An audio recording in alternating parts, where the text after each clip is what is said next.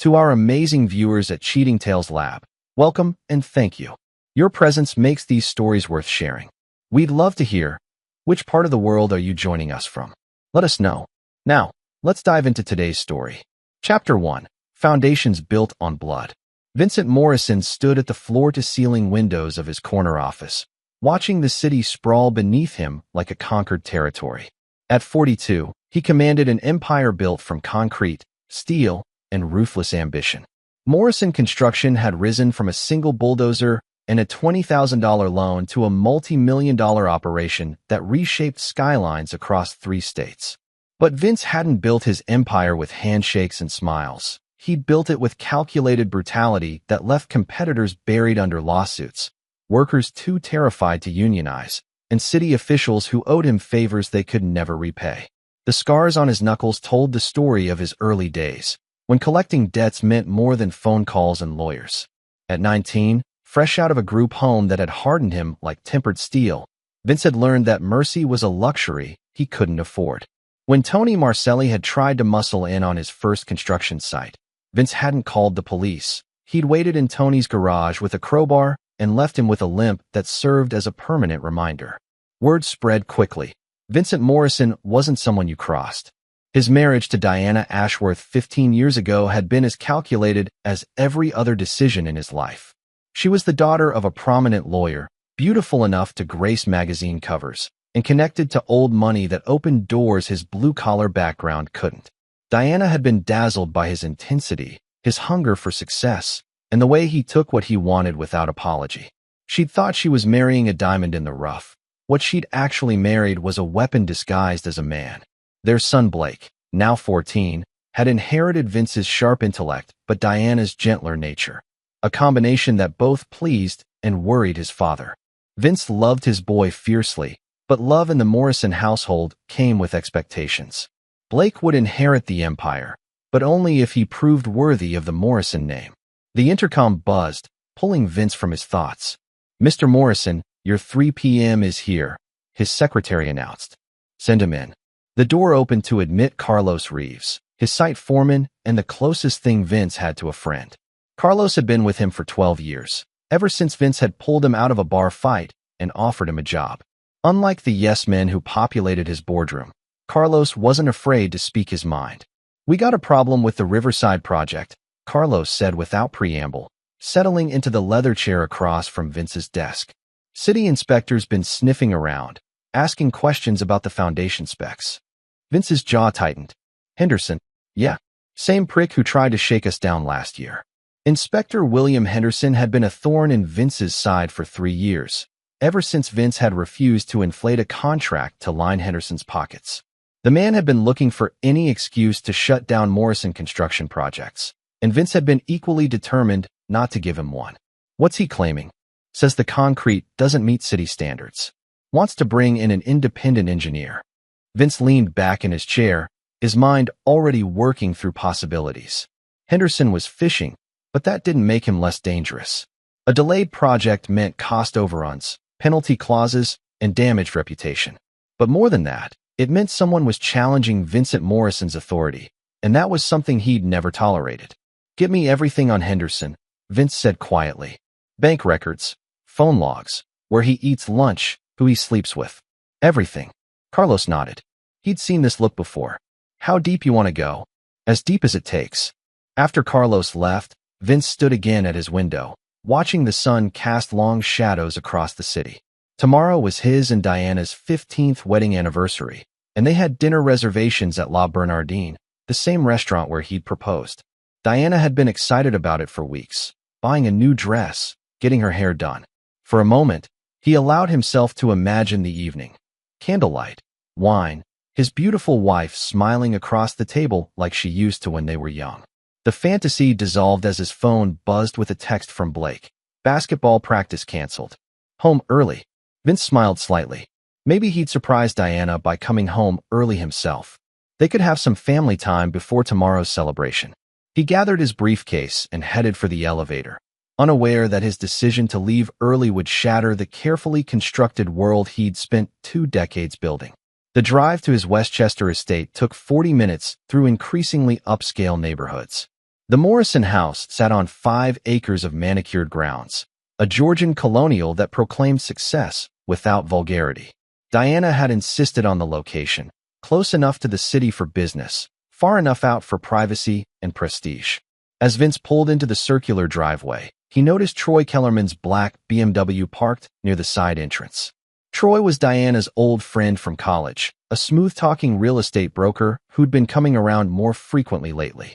Diana claimed he was helping her find properties for her charity work, but something about the man's too-perfect smile and wandering eyes had always irritated Vince.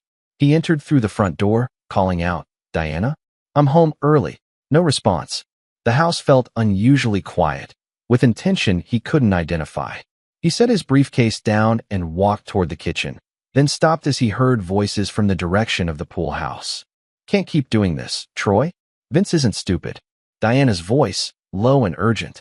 Vince moved silently toward the French doors leading to the pool area, his business instincts suddenly screaming warnings. "He suspects nothing," came Troy's reply. "The man's too busy crushing his enemies to notice what's happening in his own home. You don't know him like I do. When Vincent Morrison decides someone's betrayed him, then we make sure he never finds out." Vince's hand tightened on the door handle as he processed what he was hearing. The conversation continued, but the words blurred together as a cold rage settled over him like a familiar coat. 15 years of marriage. 15 years of building something together, of trust, of shared dreams for their son's future. He thought of the anniversary dinner tomorrow, of Diana's excited preparations, of the diamond necklace he'd bought her, a surprise that now felt like a monument to his own blindness. Moving with the silence that had served him well in darker days, Vince retreated to his study and poured 3 fingers of bourbon. He sat in his leather chair, the same chair where he'd planned the destruction of competitors and the acquisition of rivals, and began to think. By the time Diana appeared in the doorway 20 minutes later, smiling and asking about his early arrival, Vince had already decided that forgiveness wasn't an option.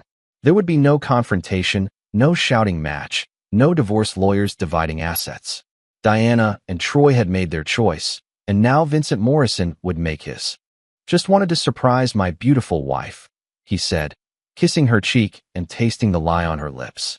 "Tomorrow's our big day, after all."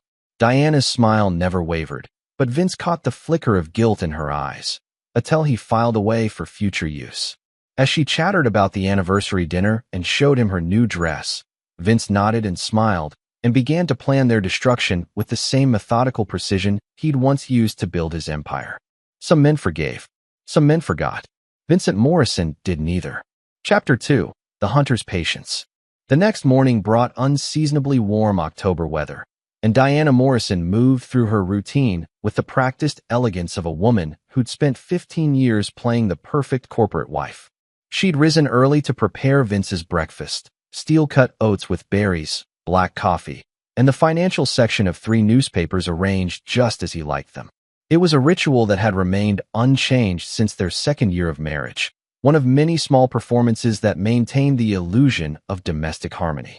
Vince watched her from behind his newspaper, cataloging details he'd never noticed before.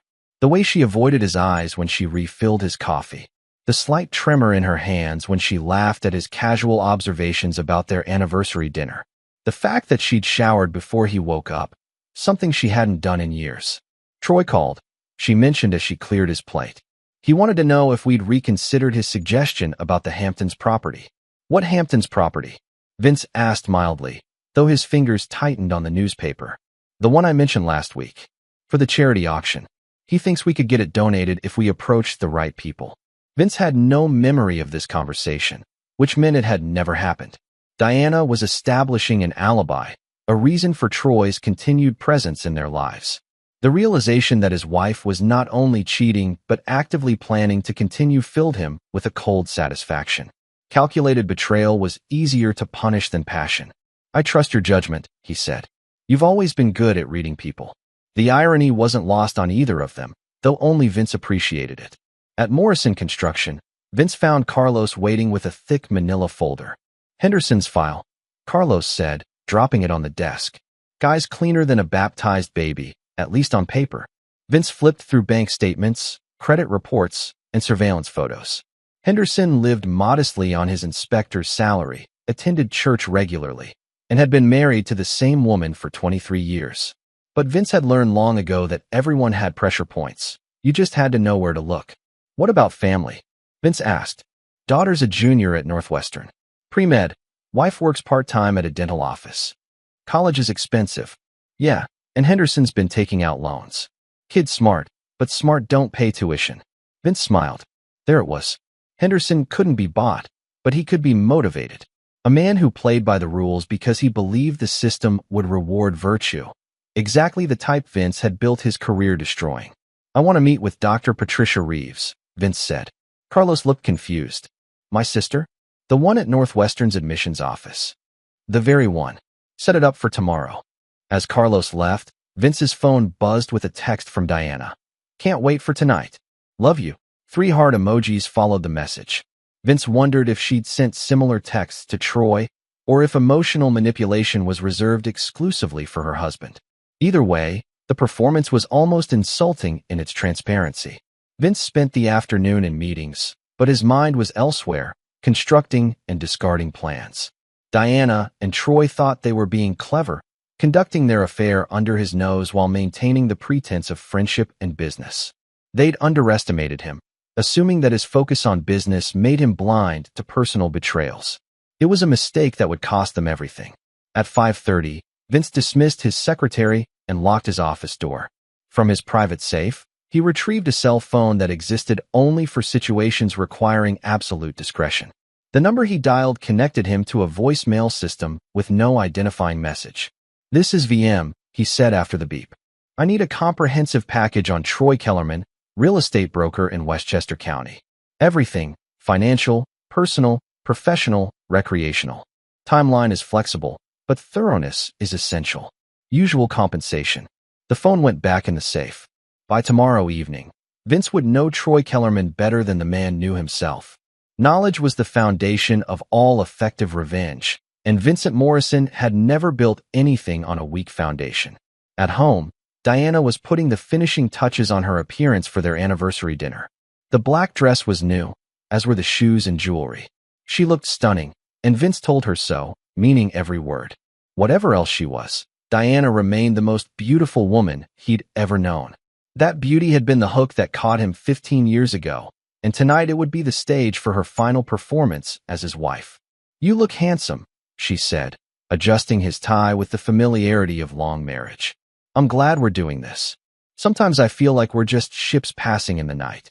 Tonight's about us, Vince replied, taking her hand. Just you and me. La Bernardine was exactly as he remembered. Intimate lighting, impeccable service, and the subtle hum of conversation from New York's elite. Their table overlooked the harbor, where yachts bobbed like expensive toys in the evening light. Vince had proposed at this very table, young and hungry and certain that Diana Ashworth was the perfect partner for the empire he intended to build. Now, watching her smile and laugh and play the role of devoted wife, he marveled at how completely he'd misread her character. Or perhaps she'd simply changed, grown bored with the security he provided and hungry for the excitement that came with risk and deception. Do you remember our first date? Diana asked over the appetizer course. You wore a red dress. We went to that little Italian place in Soho. And you told me you were going to be rich someday. I told you I was going to own half of Manhattan. Close enough. She raised her wine glass. To dreams that come true. They clinked glasses, and Vince saw his reflection in the crystal. A successful man toasting his wife on their anniversary, surrounded by luxury and accomplishment. To any observer, they were the picture of marital success. I have something for you, Vince said, producing the jewelry box he'd carried in his jacket pocket. Diana's eyes widened as she opened it to reveal a diamond necklace worth more than most people's cars. Vincent, it's beautiful. You didn't have to. I wanted to. He stood and moved behind her chair to fasten the necklace, his hands gentle on her neck. 15 years deserves something special. She turned to kiss him, and for a moment, Vince almost believed they could return to what they'd once been. Almost. But the memory of yesterday's overheard conversation burned away any lingering sentiment. The evening continued with all the proper rituals, fine wine, excellent food, reminiscences about their early years together. Diana was the perfect companion, attentive and charming and apparently devoted. She was also, Vince realized, a far better actress than he'd given her credit for. As they prepared to leave, Diana excused herself to the ladies' room. Vince watched her go, then checked his phone to find a message from his investigator. Package ready. Will deliver tomorrow a.m. When Diana returned, she was glowing with wine and apparent happiness. This was perfect, she said, linking her arm through his. Thank you for tonight. Thank you for 15 wonderful years, Vince replied. The drive home was quiet, both of them seemingly content in the afterglow of a perfect evening. Diana dozed against his shoulder while Vince drove through the darkened suburbs, past houses where other couples were living their own lies and truths. At home, Diana headed upstairs while Vince checked his home office. A single message waited on his secure phone. Henderson's daughter been placed on academic probation. One more strike and she's out. Vince smiled as he deleted the message. Henderson's leverage was dissolving, and tomorrow would bring Troy Kellerman's secrets. The pieces were falling into place with the same inevitable precision that had characterized every major construction project he'd ever managed. Upstairs, Diana was already in bed, the diamond necklace glittering on the nightstand. She smiled sleepily as he joined her. I love you, Vincent. I love you too, he replied, and meant it. Love and hate, he'd learned, weren't opposites. They were different facets of the same overwhelming emotion. He loved Diana Morrison, the woman who'd shared his dreams and borne his son. He hated Diana, the adulteress, the liar, the woman who'd betrayed everything they'd built together. Tomorrow would begin the process of separating one from the other. As Diana's breathing deepened into sleep, Vince stared at the ceiling and planned. Some men would have confronted their cheating wives immediately, demanding explanations and apologies. Others would have hired lawyers and fought over assets. Vincent Morrison was going to do something far more permanent.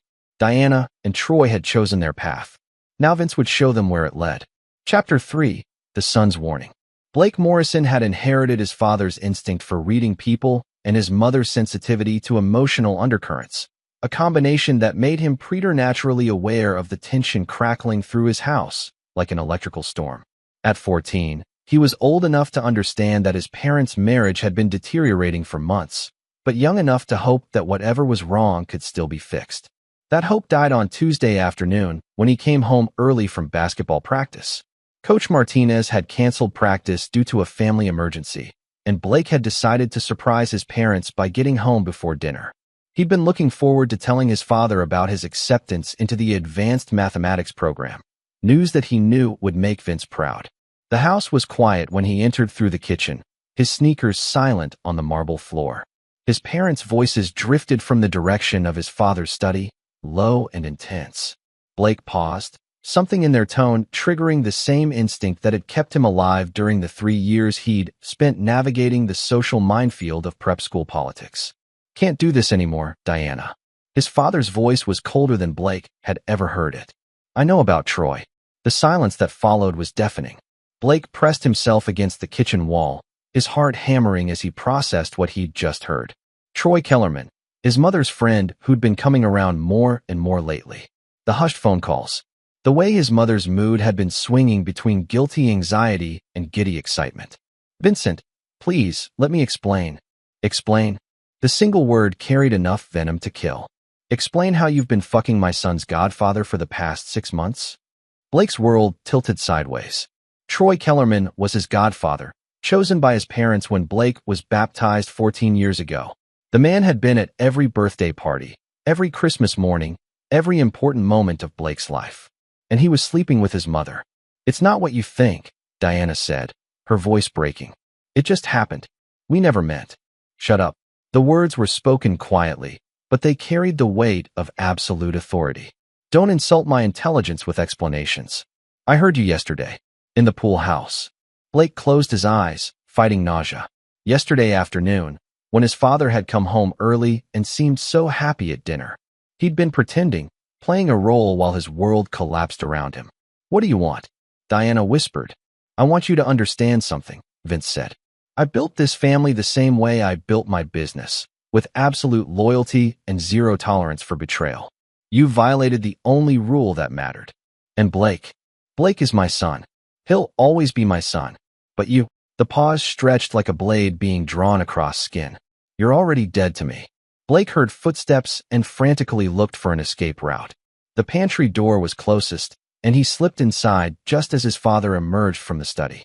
Through the crack in the door, Blake watched Vince walk to the kitchen island, pour himself a glass of water, and stand there for a long moment with his back to the pantry. When his father finally moved toward the stairs, Blake remained hidden, trying to process what he'd witnessed. His father wasn't planning to forgive or forget. He was planning something else entirely. And Blake knew enough about Vincent Morrison's reputation to understand that whatever was coming would be permanent. Diana appeared in the kitchen 10 minutes later, her face streaked with tears. She moved like a sleepwalker, opening and closing cabinets without purpose.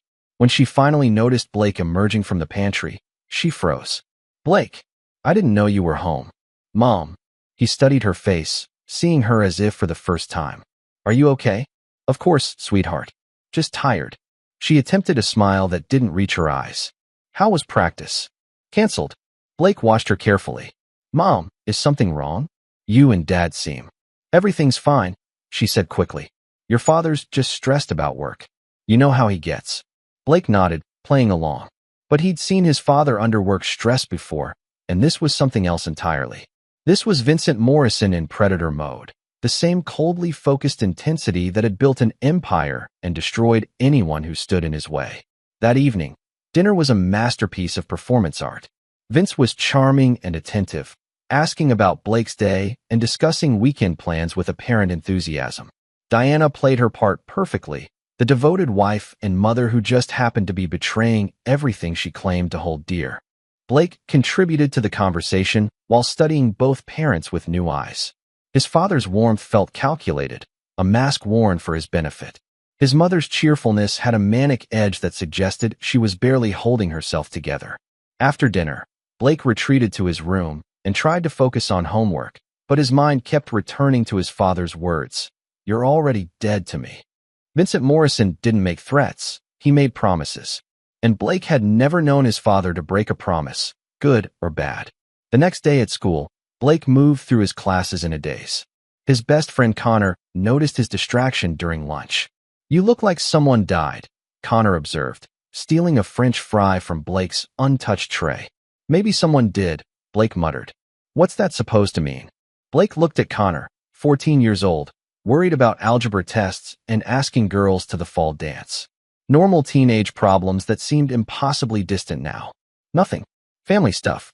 "Your parents fighting again?" "Again." The word suggested that Blake's attempts to hide his family's deteriorating situation hadn't been as successful as he'd hoped. Connor had been his friend since elementary school, and Blake realized he'd been unconsciously sharing more than he'd intended. Something like that. Connor was about to respond when Blake's phone buzzed with a text from his mother. "Coming to pick you up early. Doctor's appointment." Blake frowned. He didn't have any scheduled appointments, and his mother never picked him up from school.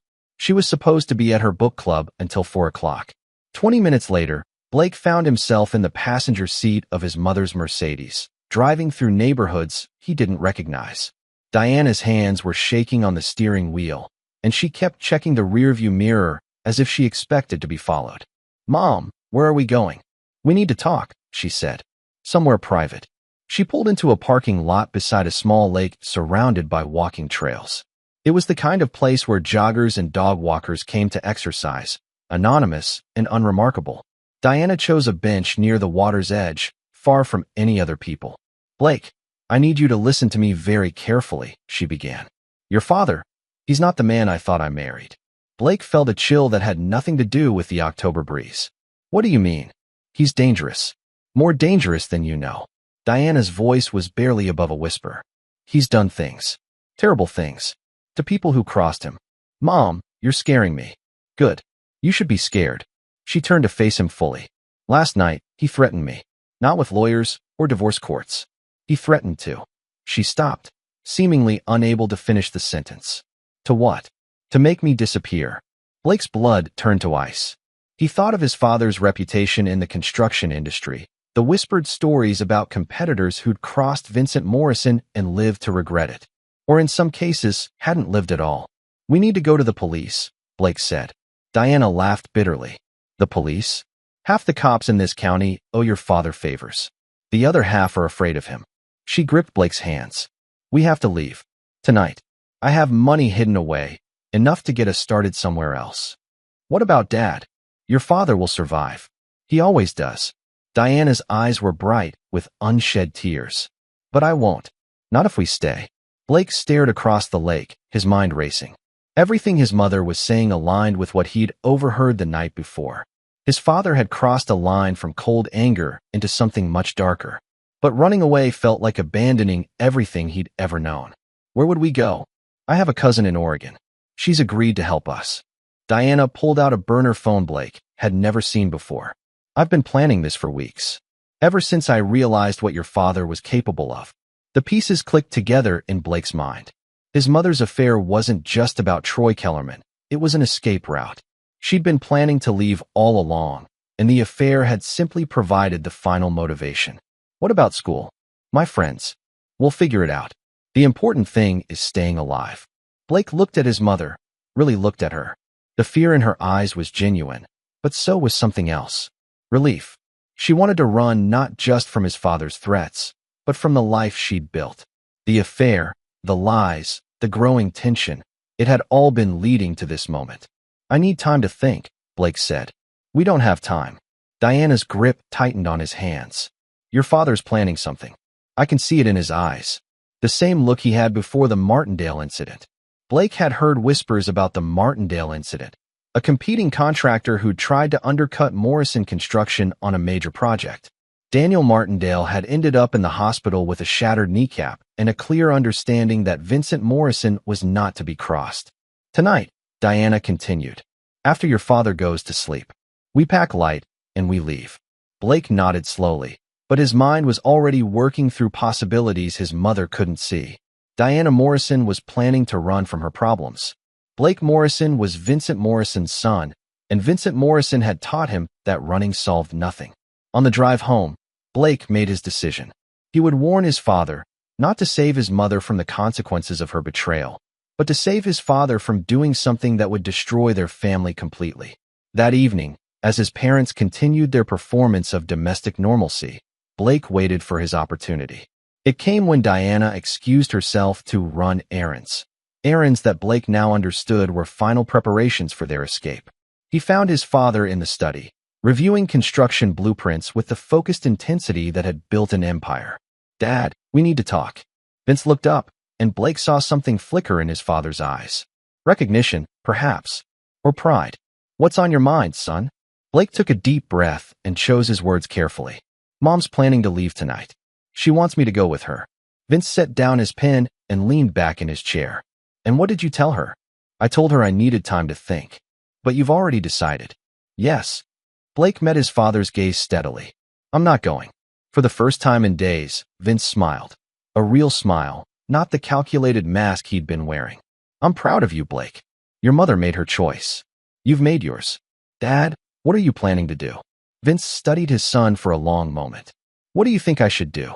It was a test, Blake realized. His father was asking him to choose not just sides, but principles.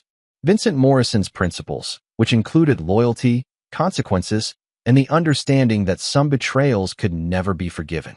I think, Blake said carefully, that people should face the consequences of their choices. Vince nodded slowly. Then you understand. Blake did understand. His mother had chosen Troy Kellerman over her family. She'd chosen deception over honesty, selfishness over loyalty.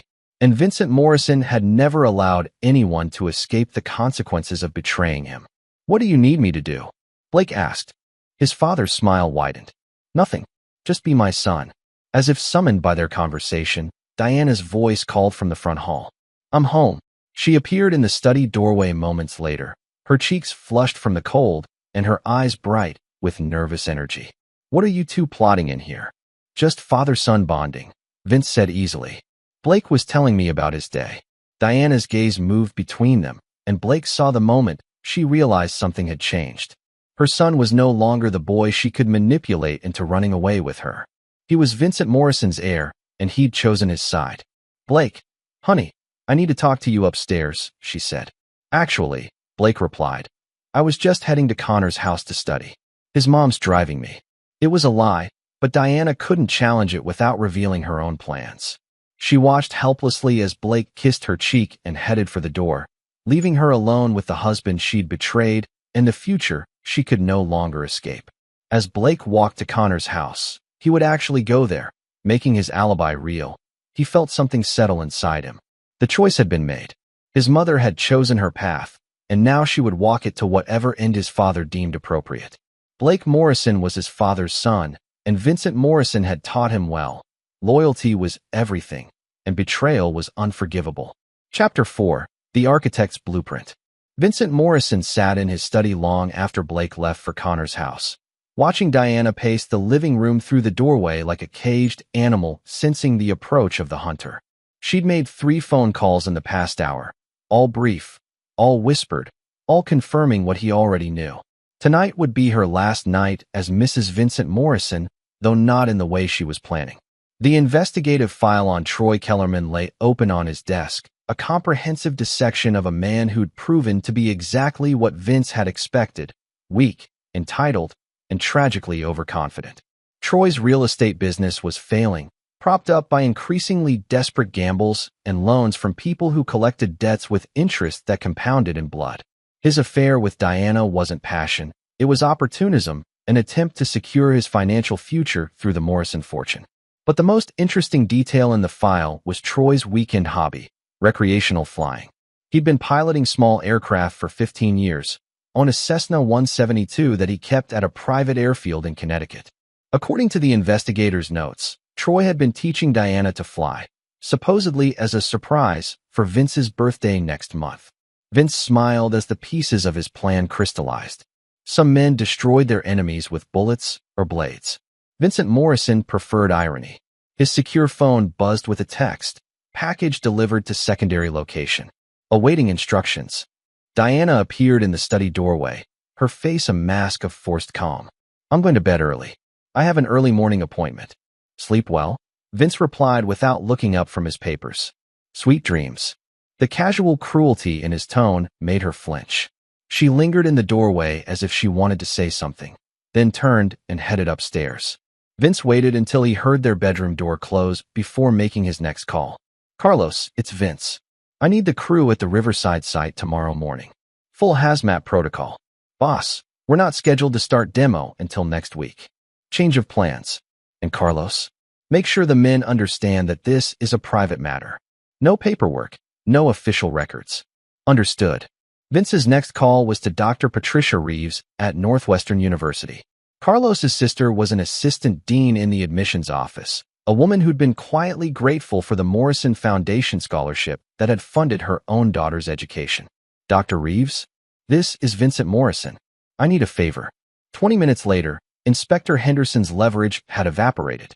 His daughter would receive a full scholarship to Northwestern's medical school, conditional on maintaining her current GPA and her father's immediate cooperation with all Morrison construction projects. Henderson would learn about his daughter's good fortune first thing in the morning, along with the understanding that academic scholarships could be revoked as easily as they were granted. By midnight, Diana was asleep, or pretending to be. Vince slipped out of bed and dressed in dark clothing, moving with the silence that had served him well in his younger days when problems were solved with direct action rather than lawyers and leverage. The drive to Troy Kellerman's house took 30 minutes through empty suburban streets. Troy lived in a modern colonial that was impressive from the outside but mortgaged beyond its value. Another detail from the investigative file that would prove useful. Vince parked 3 blocks away and approached through the wooded lot behind Troy's property. The security system was basic, designed to stop opportunistic burglars rather than determined professionals. Vince disabled it with tools he hadn't used in years but hadn't forgotten how to employ. Troy was in his home office, apparently too anxious to sleep. He was hunched over his computer, frantically typing what appeared to be emails to potential clients. The desperation was visible in his posture, the slumped shoulders of a man watching his world collapse in real time. Working late, Vince asked from the doorway. Troy spun around, his face cycling through confusion, recognition, and terror in rapid succession. Vincent, what are you? How did you get in? Vince stepped into the office and closed the door behind him. We need to talk. Troy's eyes darted toward the phone on his desk. Vince shook his head slowly. That would be a mistake. Listen, Vincent, whatever you think you know. I know you've been fucking my wife for 6 months. I know you're broke. I know you've been planning to run away with Diana and my son tonight. Vince moved to the window and closed the blinds with deliberate precision. I also know that you're not nearly as smart as you think you are. Troy's face had gone pale. It's not what you think. Really? Then enlighten me. Diana came to me. She was unhappy, said you were becoming dangerous. She needed someone to talk to. So you talked her right into bed. It just happened. Troy's voice cracked. We never meant for it to go this far. Vince studied the man who'd been his son's godfather, searching for any trace of remorse or dignity. He found neither. Where were you planning to go? Vince asked conversationally. What? Tonight. When you and Diana ran away. Where was the destination? Troy's mouth opened and closed like a fish gasping for air. Finally, he whispered, I don't know what you're talking about. Vince sighed and pulled out his phone. A few taps brought up a recording application and several audio files. We can't keep doing this, Troy. Vince isn't stupid, came Diana's voice from the phone's speaker. Then we make sure he never finds out, was your reply. Should I play the rest? Troy collapsed into his desk chair as if his strings had been cut. What do you want? I want you to understand something, Vince said, echoing the words he'd spoken to Diana 2 days earlier. For 20 years, I've built my reputation on a simple principle. Cross Vincent Morrison, and there are consequences. Not legal consequences. Not financial consequences. Permanent consequences. You can't just... Can't what? Kill you. Vince laughed softly.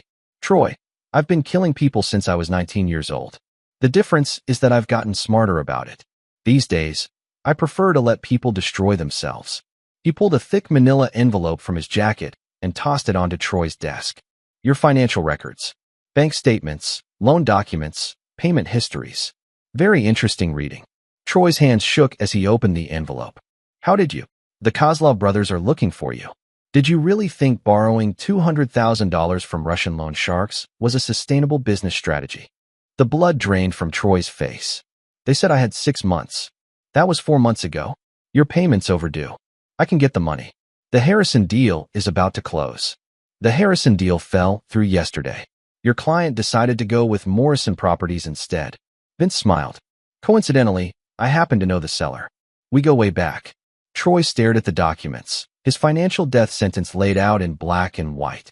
What do you want? He whispered. I want you to keep your date with my wife tonight. What? Diana's planning to meet you at the airfield at 2 a.m. Your plane, your flight plan to Oregon. Romantic, really. Vince checked his watch. You have 90 minutes to get there. I'm not flying anywhere with Diana. Yes, you are. Because if you don't, I'm going to call the Kozlov brothers and tell them exactly where to find you. I'm also going to call the IRS and provide them with detailed records of your unreported income. And then I'm going to call your ex-wife's lawyer and inform them about the assets you've been hiding from the divorce settlement. Each threat landed like a physical blow. Troy had built his life on a foundation of lies and shortcuts, and Vincent Morrison had just handed him a sledgehammer aimed at the supporting pillars. You want me to fly Diana to Oregon? I want you to take off with Diana at 2 a.m., following the flight plan you filed yesterday. What happens after that is entirely up to you. Vince pulled out a second envelope, this one containing cash. $25,000. Enough to disappear properly, if you're smart enough to abandon the plane somewhere remote and travel the rest of the way by car. Troy's eyes widened as he processed the implications. You're paying me to kidnap your wife. I'm paying you to give Diana exactly what she wants. A new life far away from Vincent Morrison. Vince's smile turned predatory. Of course, if anything were to happen to that plane during the flight. Well, small aircraft accidents are tragically common. Mechanical failures, weather issues, pilot error. The FAA investigates thoroughly, but sometimes there just aren't any survivors to explain what went wrong. The threat hung in the air like poison gas. Troy understood now. He wasn't being offered a choice between escape and punishment. He was being offered a choice between probable death and certain death. The money's yours either way, Vince continued. But if you decide to be creative about the flight plan, there's another $25,000 waiting for you in a Swiss account. All you need is the routing number, which I'll provide once Diana's travel plans are finalized. Troy's hands trembled as he reached for the cash. You're asking me to kill her. I'm not asking you to do anything.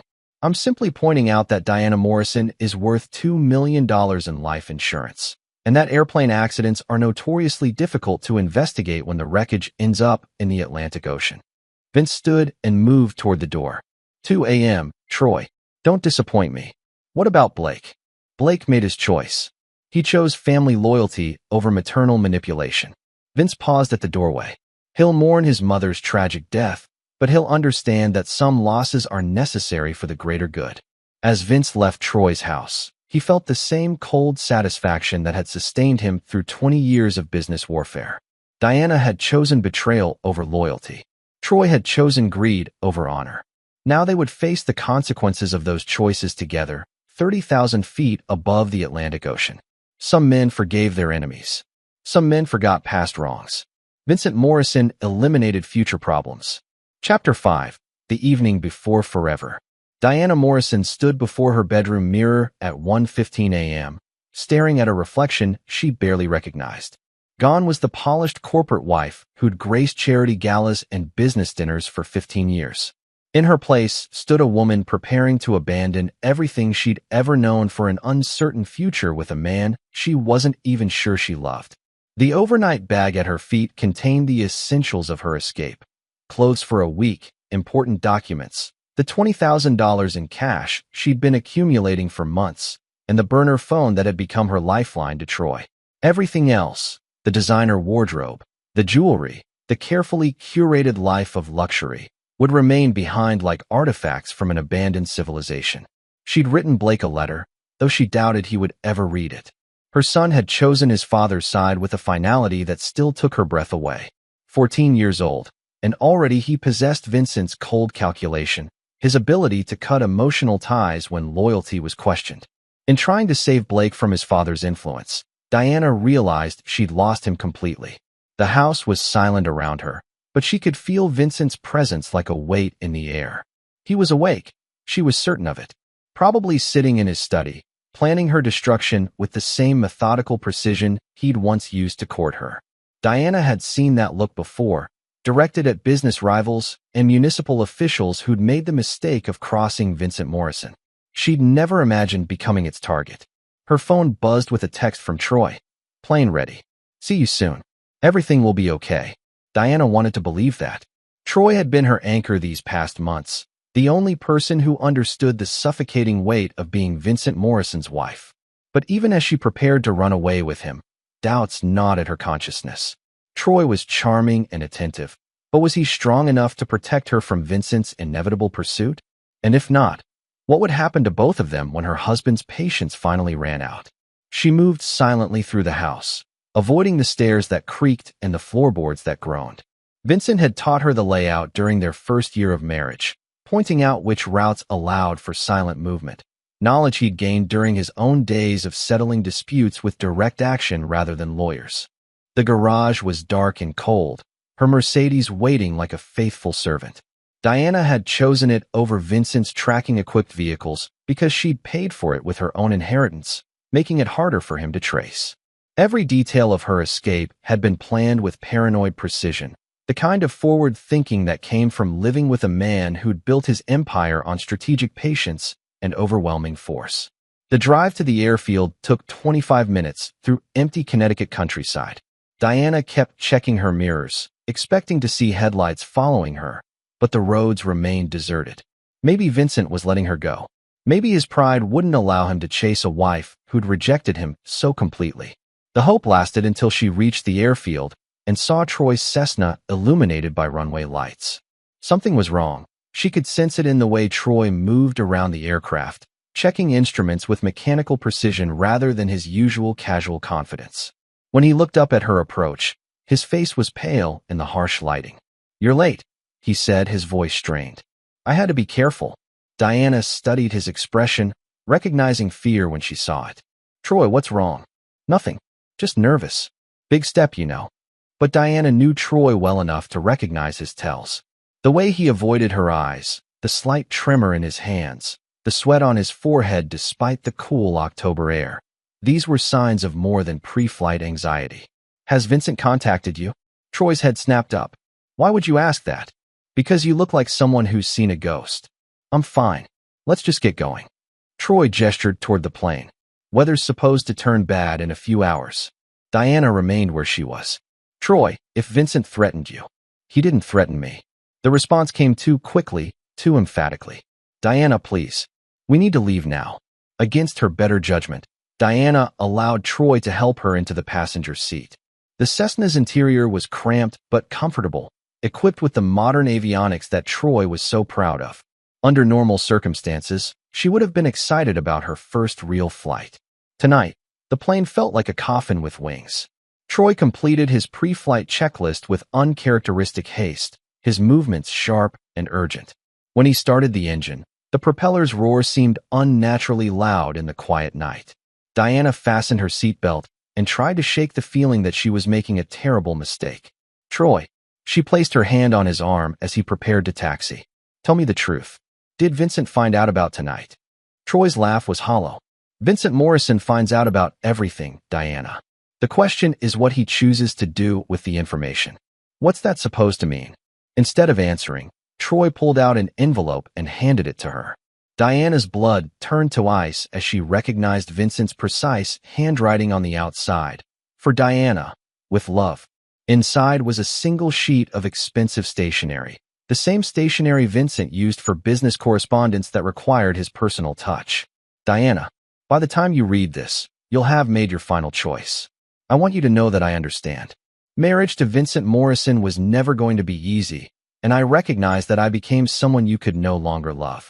I also want you to know that I remember the woman I fell in love with 15 years ago. Beautiful, intelligent, passionate, and hopelessly naive about the kind of man you were marrying. That woman deserved better than the life I gave her. Unfortunately, the woman you became, the one who chose deception over honesty, adultery over loyalty, deserves exactly what she's about to receive. Troy will explain the details of your journey. I trust you'll find the accommodations appropriate to your circumstances. Give my regards to the Atlantic Ocean. Vincent. P.S. Blake sends his love. He's proud to be his father's son. Diana's hands shook as she processed the letter's implications. Troy, what does this mean? Troy was already taxiing toward the runway, his face set in grim determination. It means your husband is a more creative bastard than either of us imagined. Troy, stop the plane. I can't. What do you mean you can't? Troy's voice was barely audible over the engine noise. He knows about the Kozlov brothers. He knows about the hidden accounts. He knows everything, Diana. If I don't follow his instructions exactly, I'm a dead man. What instructions? Instead of answering, Troy pulled out a second envelope and tossed it in her lap.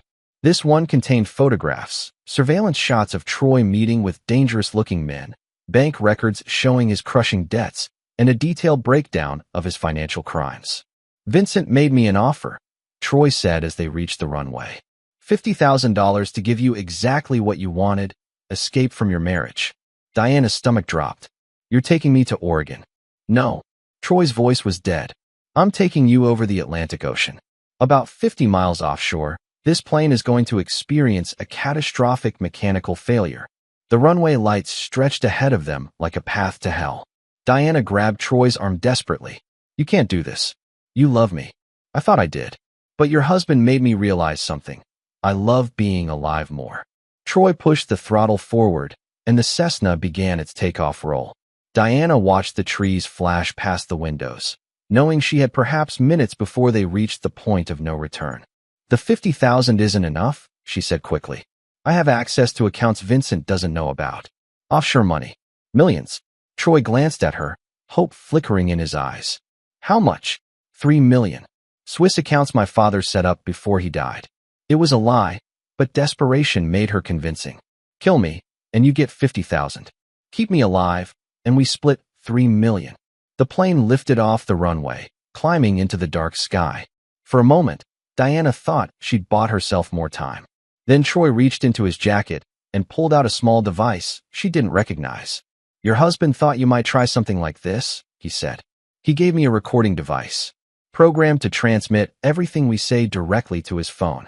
Diana's blood turned to ice as she realized Vincent had been listening to every word of their conversation. Somewhere in their house, Her husband was hearing her final desperate lies, probably smiling at her pathetic attempts to save herself. So you see, Troy continued, even if you really had $3 million, Vincent would know about it in real time.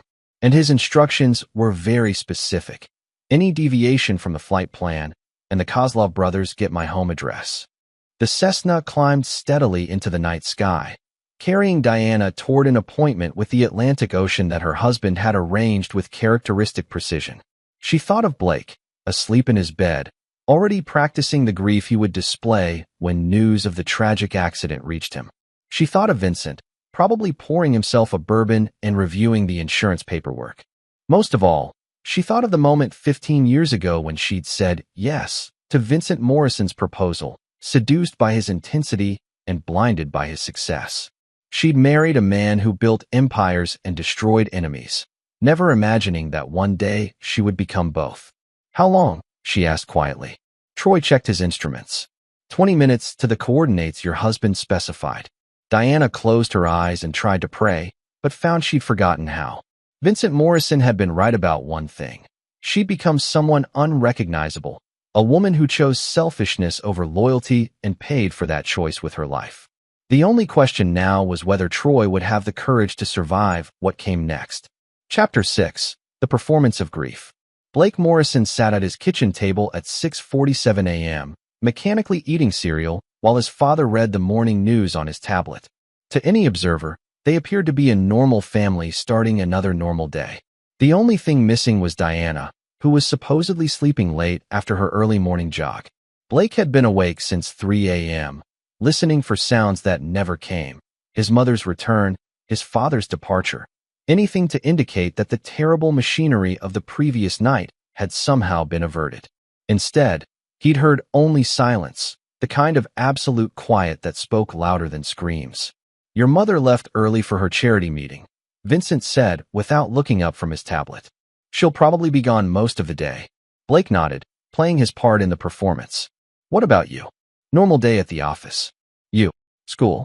Basketball practice after. Good.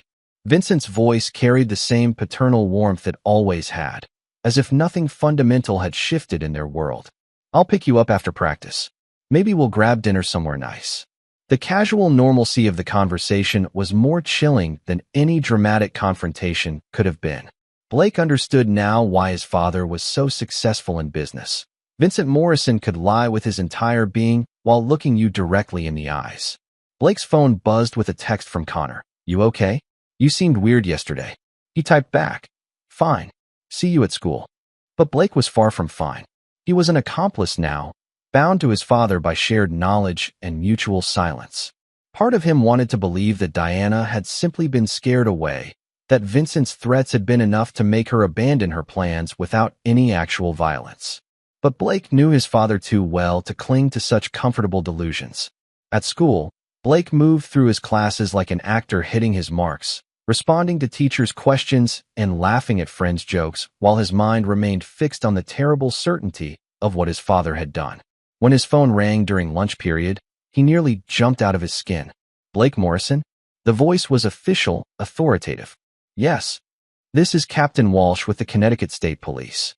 I need to speak with your father immediately. There's been an accident. Blake's heart hammered as he processed the words.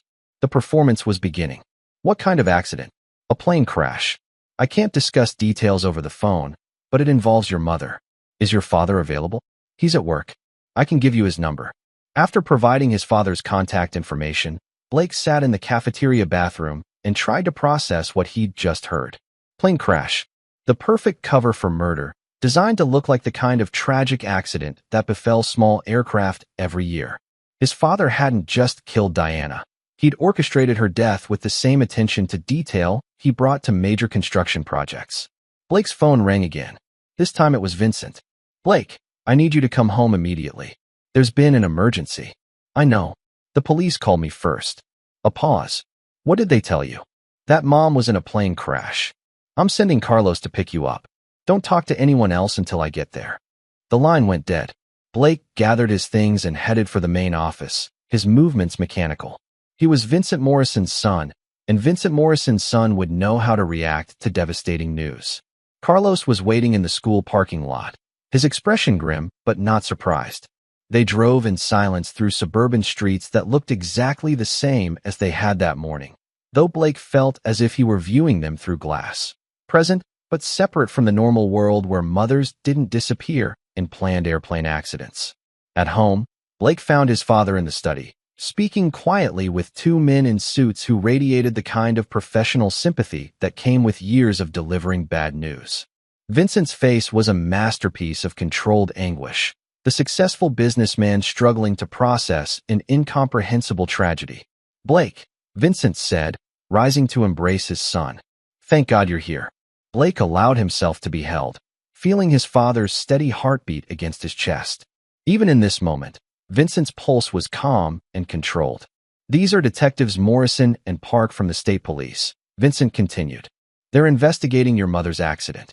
Detective Morrison, no relation, despite the shared name, was a middle-aged woman with kind eyes and the patient demeanor of someone accustomed to dealing with grieving families. "Blake, I'm very sorry for your loss. I know this is difficult, but we need to ask you some questions about your mother's activities yesterday." Blake sat in the chair his father indicated, his mind racing through the script he needed to follow. "Of course. When did you last see your mother?" "At dinner. Around 7 o'clock. How did she seem?" Blake glanced at his father, who nodded encouragingly. "Normal. Maybe a little excited about something, but she didn't say what." "Did she mention any plans to go flying?" "No. I didn't even know she knew how to fly a plane." Detective Park, a younger man with sharp eyes, made notes on a tablet. "According to the flight plan, she was traveling with Troy Kellerman. Did you know Mr. Kellerman?" "He's my godfather," Blake said, the words tasting like ashes. "He's been friends with my parents for years." "Any idea why they might have been flying to Oregon together?" Blake looked genuinely confused, the easiest emotion to fake when you were 15 and your world had just imploded. "Oregon? No, that doesn't make sense." Vincent placed a protective hand on Blake's shoulder. "Officers, my son's been through enough shock for one day. If you have more questions." "Of course," Detective Morrison said. "Blake, you've been very helpful. We may need to speak with you again as the investigation progresses." After the detectives left, Blake and Vincent sat in the study without speaking. The afternoon sun slanted through the windows, highlighting dust motes that danced in the air like tiny ghosts. "Are you okay?" Vincent asked finally. Blake considered the question seriously. Was he okay with his mother's death? With his father's actions? With his own complicity in the cover-up? "She made her choice," Blake said. Vincent's smile was proud and cold. "Yes, she did. What happens now?" "Now we grieve appropriately. We cooperate with the investigation. We rebuild our lives." Vincent's voice carried the certainty of a man who'd planned for every contingency. "The investigators will find evidence of mechanical failure, a fuel line that deteriorated due to poor maintenance. Troy was always careless about proper inspections." Blake understood. His father had sabotaged the plane, ensuring that the crash would appear accidental to even the most thorough investigation. Diana and Troy had died believing they were escaping, never realizing they were flying in a machine designed to become their tomb. Will they find the bodies? Probably not. The Atlantic is very deep where they went down. That evening, Blake and Vincent went through the motions of a normal dinner, though neither had much appetite. Vincent fielded calls from friends and business associates who'd heard the news, accepting condolences with appropriate gravity, while Blake listened to his father play the role of devastated widower. Mrs. Kellerman called, Vincent mentioned as they cleared the dishes. "Troy's ex-wife. She wants to know about funeral arrangements." "What did you tell her?" "That we'd hold a memorial service once the investigation is complete. Probably next week." A memorial service for a woman who died according to a script written by her husband. Blake wondered if Vincent would cry at the funeral, if he'd deliver a eulogy praising Diana's memory while knowing exactly how she'd spent her final moments. "Dad," Blake said as they finished cleaning up, "do you ever regret anything?" Vincent considered the question seriously. "I regret that your mother chose to betray us rather than work through our problems. I regret that she involved Troy, destroying his life along with her own. I regret that you had to learn such hard lessons about loyalty at such a young age. But you don't regret killing her." "I didn't kill her, Blake. She killed herself the moment she chose another man over her family." Vincent's voice was matter of fact, devoid of guilt or uncertainty. I simply facilitated the consequences of that choice. Blake nodded, understanding something fundamental about his father and, by extension, about himself. Vincent Morrison didn't see himself as a murderer. He saw himself as an agent of cosmic justice, ensuring that people received exactly what their actions deserved. I'm proud of you, Vincent continued. Yesterday, you chose loyalty over sentiment. That's not an easy choice for a 14-year-old to make. It didn't feel like a choice. The best decisions rarely do. When you know who you are and what you stand for, the right path becomes obvious. That night, Blake lay in bed staring at the ceiling, listening to the sounds of a house that no longer contained his mother. Tomorrow, he would return to school and accept sympathy from teachers and friends who believed his mother had died in a tragic accident. He would attend her memorial service and watch his father deliver a eulogy. He would grow up in a house where Diana Morrison had simply disappeared. Blake Morrison was his father's son, heir to an empire built on loyalty, ruthlessness, and the understanding that some betrayals could only be answered with death. The boy who'd wanted to save his family was gone, replaced by someone harder and colder, someone worthy of the Morrison name. In the master bedroom down the hall, Vincent Morrison slept peacefully for the first time in months, secure in the knowledge that justice had been served and order restored. Diana had made her choice, Troy had paid his debts, and Blake had proven himself worthy of inheriting everything his father had built. The Morrison Empire would continue, stronger and more ruthless than ever. Some men forgave their enemies. Some men forgot past wrongs. Vincent Morrison eliminated future problems and taught his son to do the same. Chapter 7. Ghosts and Revelations. 3 weeks after Diana Morrison's funeral, Blake found himself standing in his mother's walk-in closet, staring at clothes that would never be worn again. The memorial service had been a masterpiece of orchestrated grief. Vincent delivering a eulogy that brought tears to every eye in the church. Blake playing the devastated son with an authenticity that surprised even himself. The community had rallied around them, offering casseroles and condolences and promises that time would heal their wounds.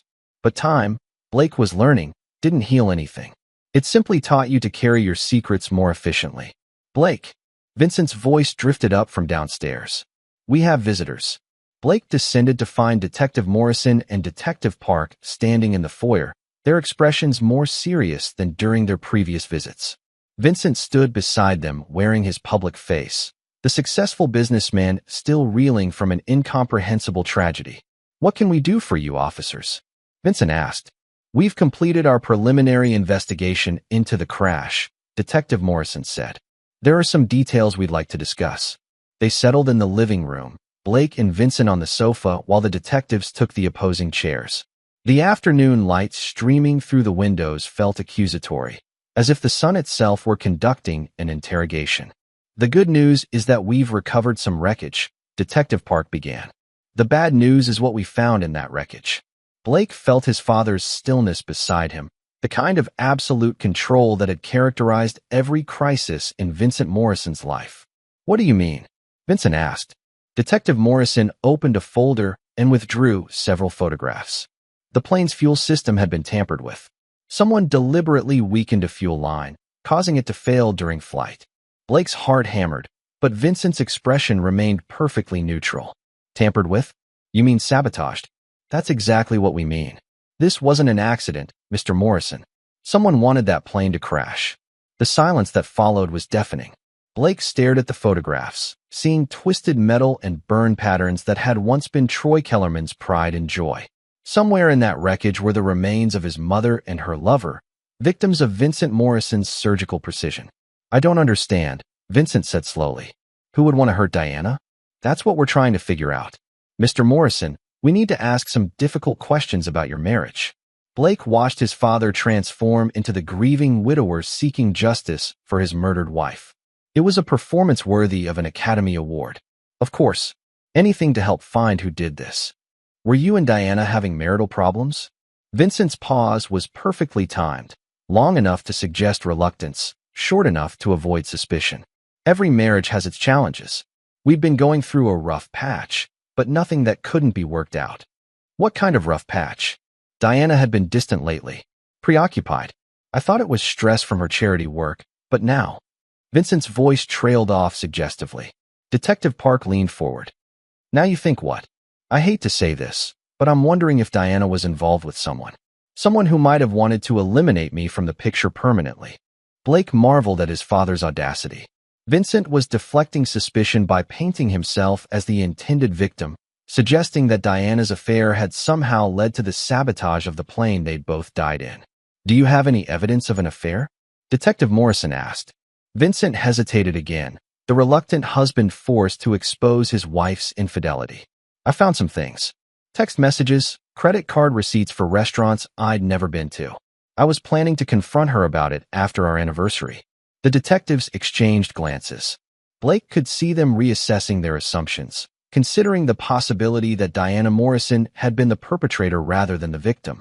Mr. Morrison, Detective Park said carefully, is it possible that Diana and Mr. Kellerman were planning to leave you? That someone else discovered their plans and decided to stop them permanently? Vincent's voice broke convincingly. I can't believe Diana would abandon Blake. Whatever problems we had, she loved our son. Blake felt a stab of genuine pain at his father's words. Diana had been planning to take him with her, to tear him away from everything he'd ever known. The fact that Vincent was now using that planned kidnapping to deflect suspicion was almost beautiful in its cruel efficiency. Blake, Detective Morrison turned to him with gentle eyes.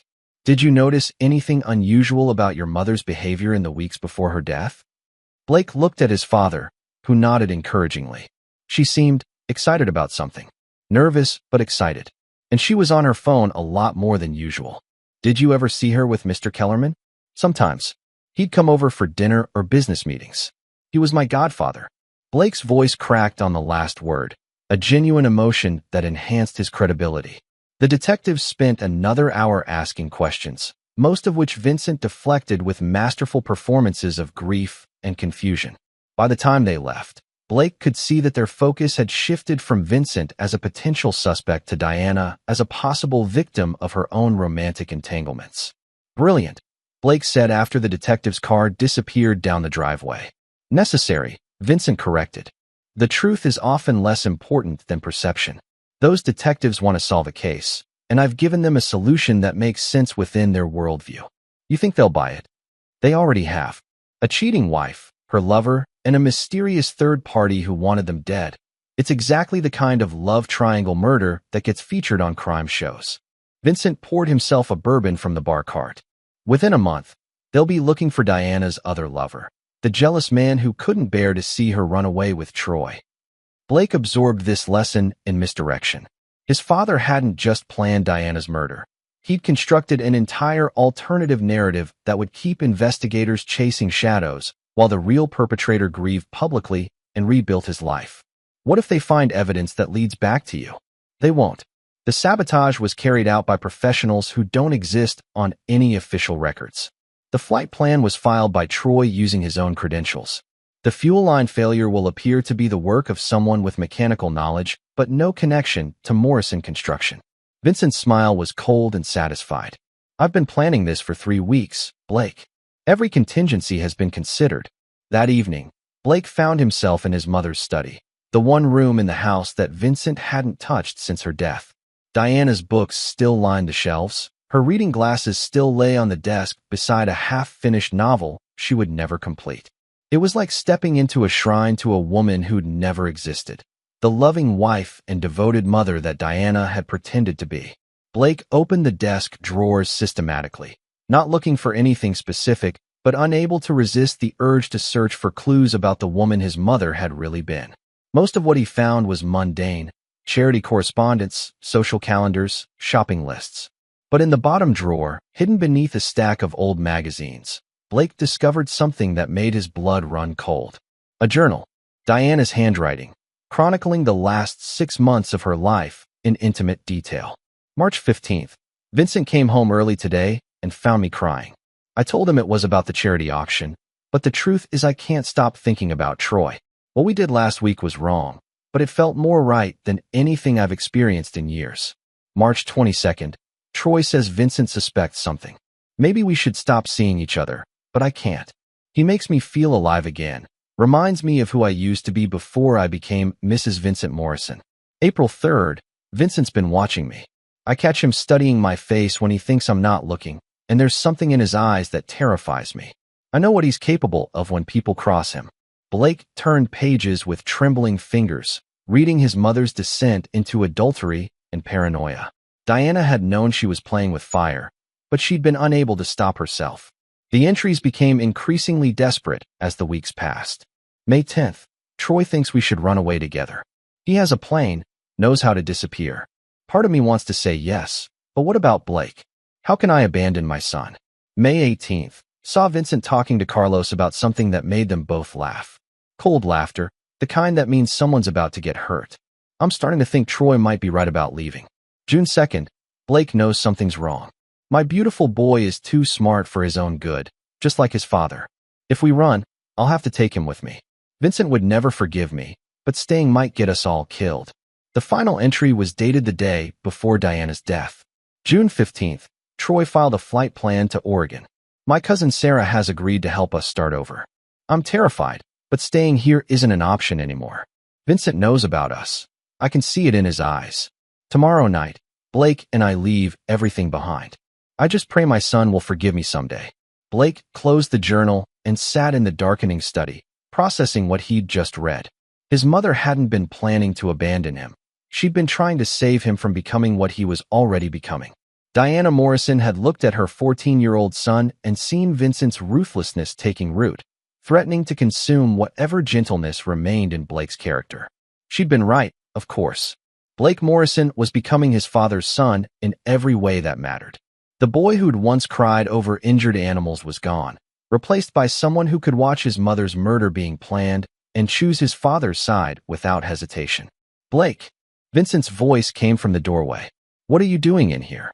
Blake turned, the journal heavy in his hands. For a moment, he considered showing it to his father, confessing what he'd discovered. Then he looked into Vincent's eyes and saw the same cold calculation that had orchestrated Diana's death.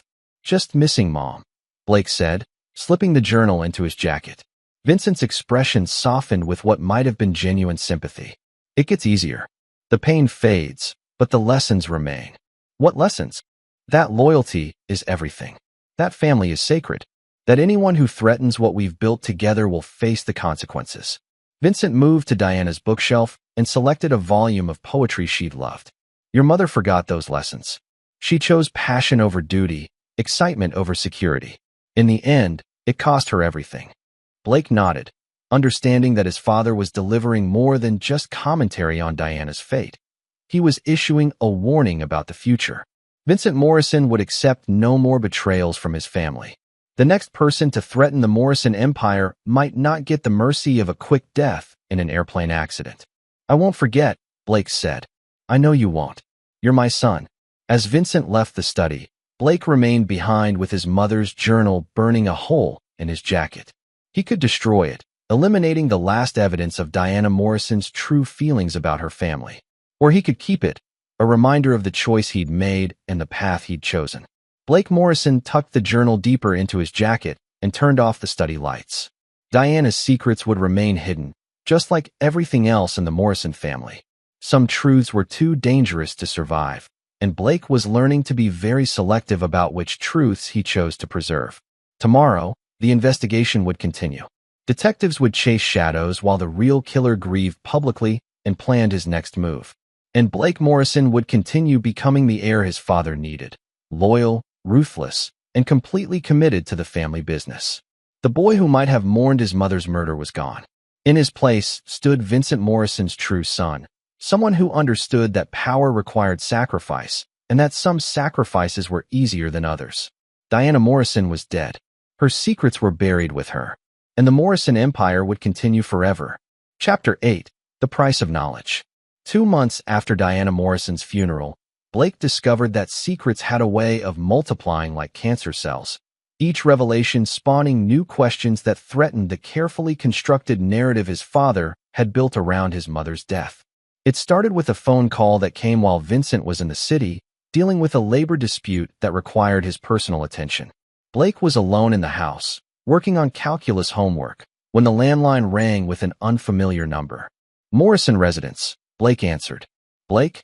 Thank God. The voice was female, middle-aged, and thick with barely controlled panic. "This is Sarah Chun, your mother's cousin from Oregon. I've been trying to reach Diana for weeks." Blake's blood turned to ice. Sarah Chun, the cousin Diana had mentioned in her journal, the woman who was supposed to help them start their new life. "Mrs. Chun," Blake said carefully, "I'm sorry, but my mother, she died in a plane crash 2 months ago." The silence on the other end of the line stretched so long that Blake wondered if the connection had been lost. When Sarah finally spoke, her voice was hollow with shock. "Died? But she was supposed to." The words cut off abruptly. "Supposed to what?" Another pause. "Blake, I need to ask you something, and I need you to tell me the truth. Was your mother planning to visit me?" Blake's mind raced through possible responses. Sarah Chun represented a loose in that Vincent might not have anticipated, someone who knew about Diana's escape plans and might ask uncomfortable questions. "I don't think so," Blake lied. "She never mentioned any trips to Oregon." "That's impossible. Diana called me 3 weeks before she died. She said she was bringing you to stay with me for a while, that it wasn't safe for either of you at home anymore." Sarah's voice grew more urgent. "Blake, she was terrified of your father. She said he'd found out about some kind of affair and was planning to hurt her." Blake felt the walls of his carefully constructed world beginning to crack. Sarah Chun wasn't just a distant relative. She was a witness to Diana's final weeks, someone who could testify that Diana Morrison had been fleeing for her life rather than running away for romance. "Mrs. Chun, I think there's been some misunderstanding." "No misunderstanding. Your mother was scared, Blake. Really scared. She said Vincent Morrison had done terrible things to people who crossed him, and she was afraid she and Troy were next." The mention of Troy's name confirmed Blake's worst fears. Sarah Chun knew about the affair, the escape plans, even the specific people involved. If she decided to contact the police with her information, the entire narrative Vincent had constructed would collapse like a house built on sand. "I need to think about this," Blake said.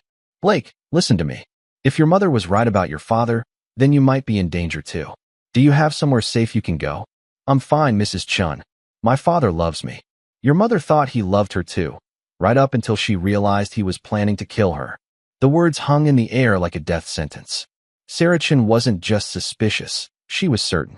Diana had shared her fears with someone who was now in a position to expose everything. "I have to go," Blake said. "Blake, wait." He hung up and immediately dialed his father's cell phone. "Blake? What's wrong? We have a problem." Blake explained the conversation with Sarah Chun while Vincent listened in the kind of absolute silence that preceded violent action. When Blake finished, the silence stretched for nearly 30 seconds. "Where are you now?" Vincent asked finally. "At home." "Stay there. Don't answer the phone. Don't answer the door. Don't talk to anyone." "I'm coming home." The line went dead. Blake sat in the kitchen, staring at the phone and trying to process the implications of what had just happened. Diana's cousin wasn't just a loose end. She was a witness who could destroy everything Vincent had built. And Blake had just delivered that information to a man who'd already proven his willingness to eliminate threats to his family. Vincent arrived home in 45 minutes, moving with the controlled urgency that characterized his approach to crisis management.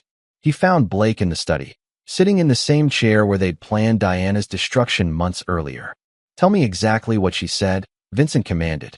Blake repeated the conversation word for word, watching his father's expression grow more dangerous with each detail.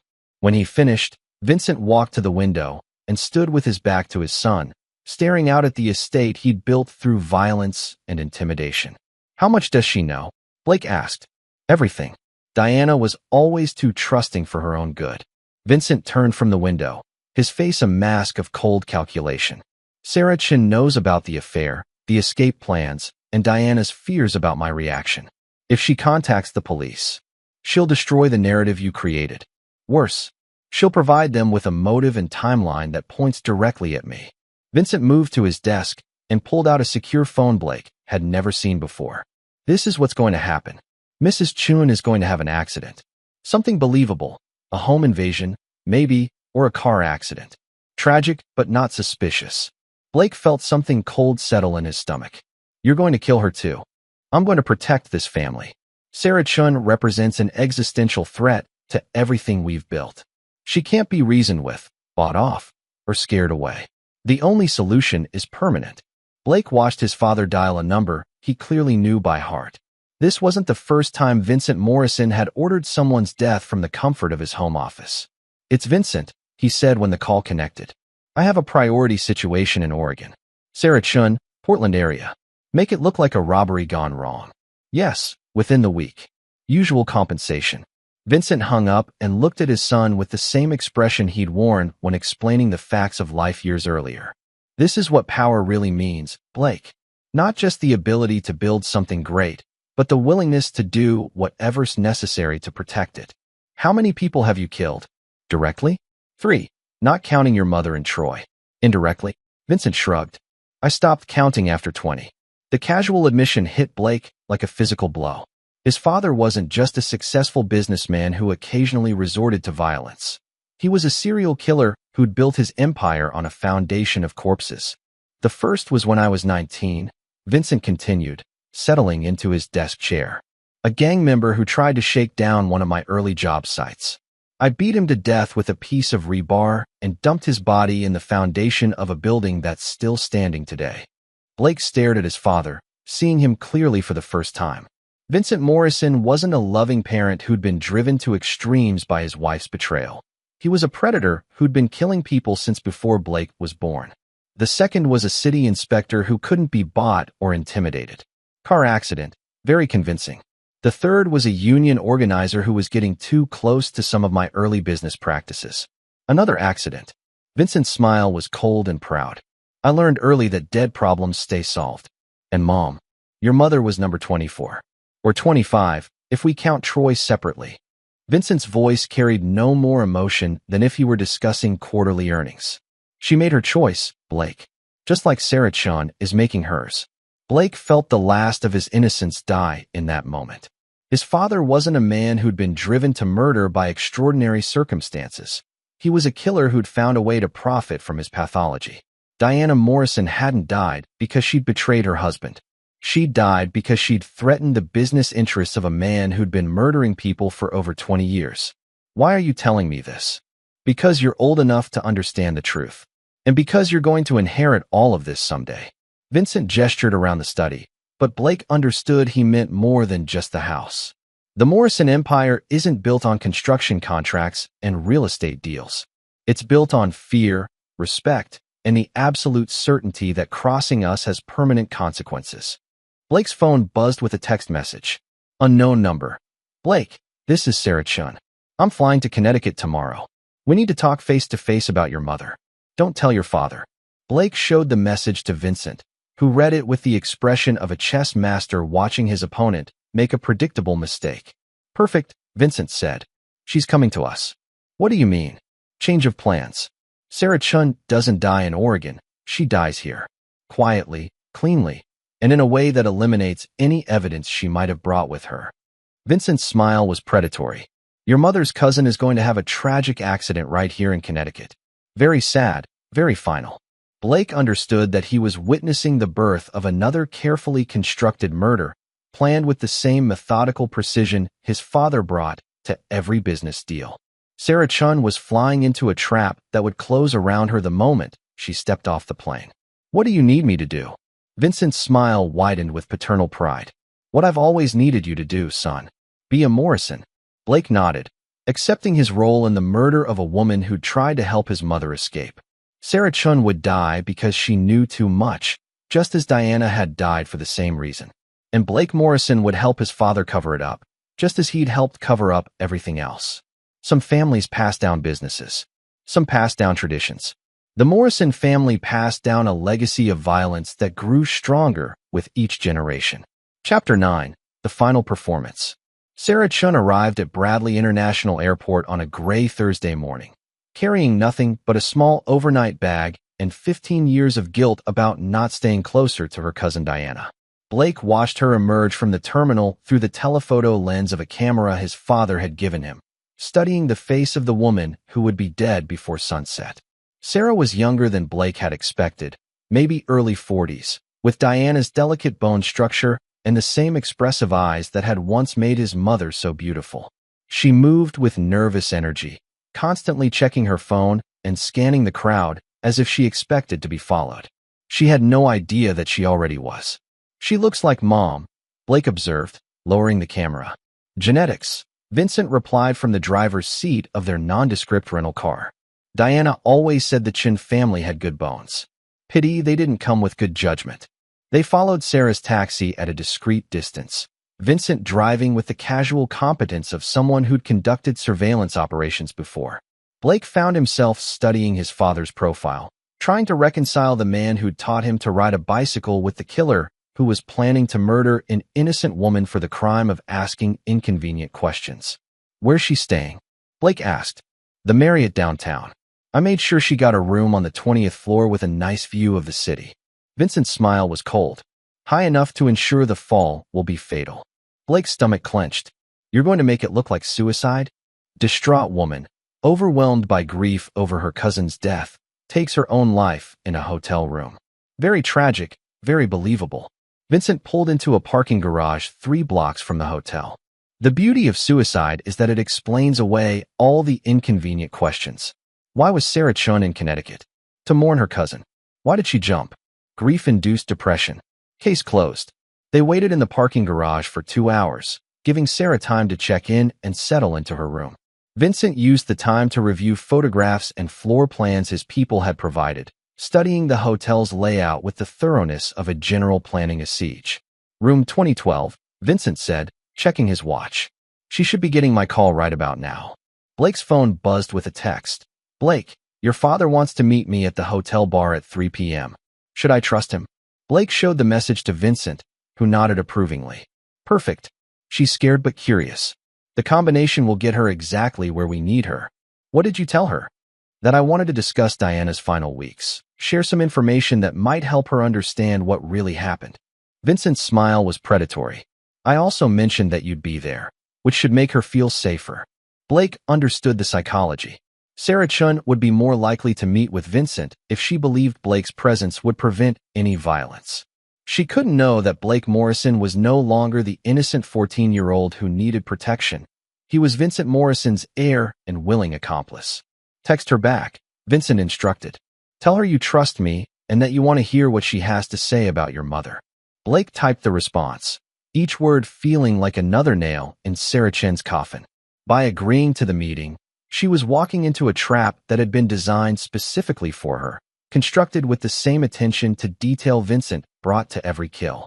At 2:45 p.m., they entered the hotel through separate entrances. Vincent went directly to the bar, while Blake took the elevator to the 20th floor, where he would position himself for the final act of Sarah Chen's life. The plan was elegant in its simplicity. Vincent would drug Sarah's drink during their conversation, then excuse himself to use the restroom. Blake would appear at her table, claiming his father had sent him to escort her upstairs for a private conversation. Once in her room, the drugs would take full effect, and Sarah Chun would take a swan dive from her window. Blake found room 2012 and used the electronic key card Vincent's people had provided to let himself in. The room was exactly as advertised: 20th floor, floor-to-ceiling windows, spectacular view of the Connecticut River Valley. It was also the perfect stage for a carefully choreographed murder. Blake positioned himself by the window and waited, his phone buzzing with updates from his father. "She's here. Nervous, but cooperative. Ordering drinks. Scotch for me, wine for her. Discussing Diana's childhood. She's relaxing. Drug administered. 15 minutes until full effect." Blake checked his watch and prepared for his entrance. In the bar below, Sarah Chun was learning firsthand why Vincent Morrison had been so successful in business. He could make anyone believe anything if it served his purposes. She probably felt safe, maybe even grateful that Diana's husband was finally opening up about his wife's final weeks. Blake's phone buzzed. Now. He took the elevator down to the bar and spotted Sarah immediately. She was sitting across from his father in a corner booth, her wine glass nearly empty and her posture already showing the subtle effects of whatever Vincent had slipped into her drink. She looked up as Blake approached, her face brightening with the kind of relief that came from seeing a familiar anchor in an uncertain situation. "Blake, thank you for coming." Sarah's words were slightly slurred, her movements just sluggish enough to suggest she was fighting the drug's effects. "Your father's been telling me about your mother's final weeks. There are some things that don't make sense." Why don't we go upstairs where we can talk privately? Blake suggested, playing his role perfectly. Dad says you have some of Mom's things. Sarah nodded, though the motion seemed to cost her considerable effort. In my room. Letters, photos, things I thought you should see. Blake helped her to her feet, noting how she swayed slightly, and had to grip his arm for support. The drug was working exactly as Vincent had promised. Sarah Chun was conscious and cooperative, but increasingly disoriented and physically compromised. I'll join you in a few minutes, Vincent said, kissing Blake's forehead with paternal affection. Just going to settle the bill. In the elevator, Sarah leaned against the wall and studied Blake with eyes that were struggling to focus. You look so much like her. Your mother, I mean. She was so proud of you. Tell me about her, Blake said, genuinely curious about Diana's relationship with this woman who was about to die for caring too much. She was scared, Blake. Really scared. Not just of your father finding out about the affair, but of what he might do to all of you. Sarah's voice was growing weaker, her words more slurred. She said Vincent had done terrible things to people who crossed him. She was afraid you were next. The elevator doors opened on the 20th floor. Blake guided Sarah down the hallway toward her room, each step bringing them closer to the window that would end her life. Mom was confused, Blake said gently. Dad would never hurt me. He loves me. That's what she thought too, until she realized what kind of man she'd married. Sarah fumbled for her key card, her coordination deteriorating rapidly. Blake, your mother knew she was going to die.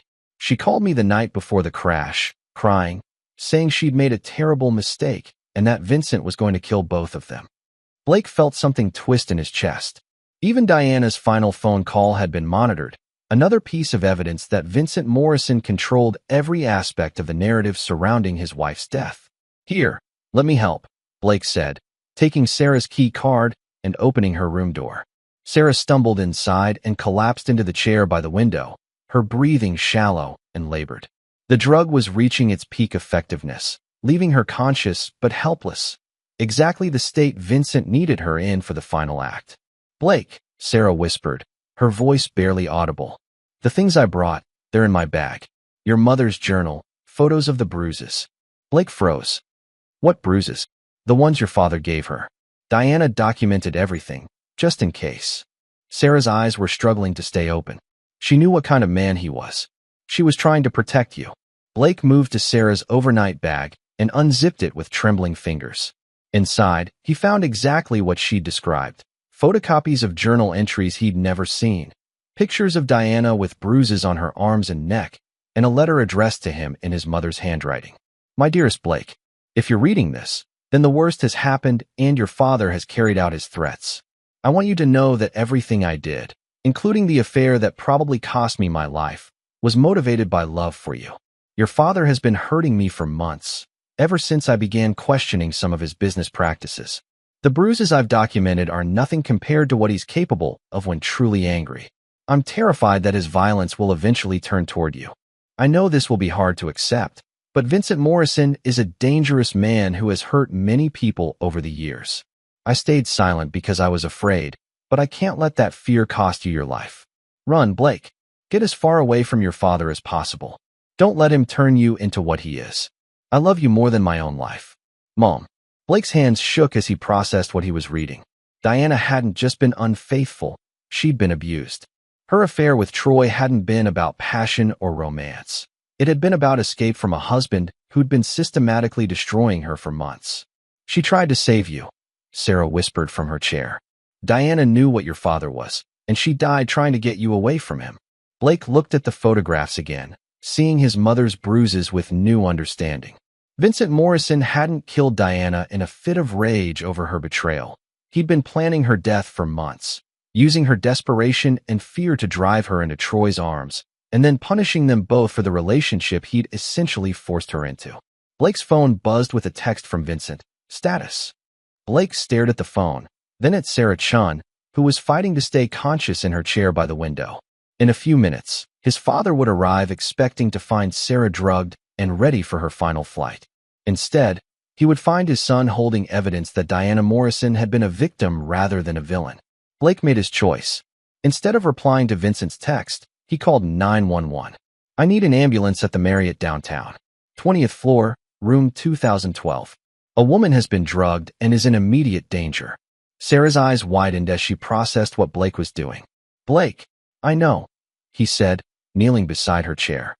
I know what he is. I know what he did to Mom. And I know he's planning to kill you too.